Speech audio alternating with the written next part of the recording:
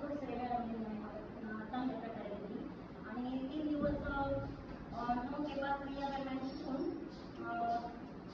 काल आम्ही विजिटसाठी गांधी या गावामध्ये देशमुख सरांच्या शेतावर गेलो.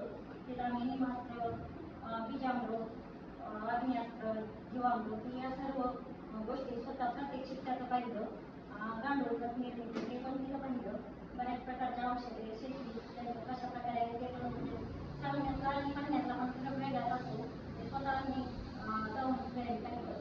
नंतर दुपारनंतर आम्ही नैसर्गिक शेती पाहण्यासाठी आमच्या या गावामध्ये पण व्हिजिटला गेलो. तिथं आम्ही स्वतः प्रत्यक्ष सर्वांनी मिळून शेती शाळा घेतल्याप्रमाणे तिथं थांबून सर्व शेतीची माहिती पण घेतली आणि पाहणी पण केली.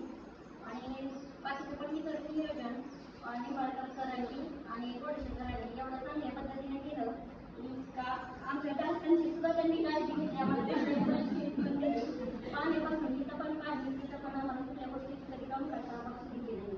आम्ही पण बरेच खूप प्रशिक्षण घेतली. पण तिथं जी काय आम्हाला सोय मिळाली ते आतापर्यंत आम्हाला क्लास सुद्धा भेटली आणि असं जाणवलं पण नाही की कधी कसं बाजूवर गेली. ते जाणून पण आम्ही घरी एकटी राहिली असं बिलकुल जाणवलं नाही. एकदम घरच्या माणसांसाठी काळजी घेतली आणि खरं तर गुड डिस्टन्स पण इथं पण कधी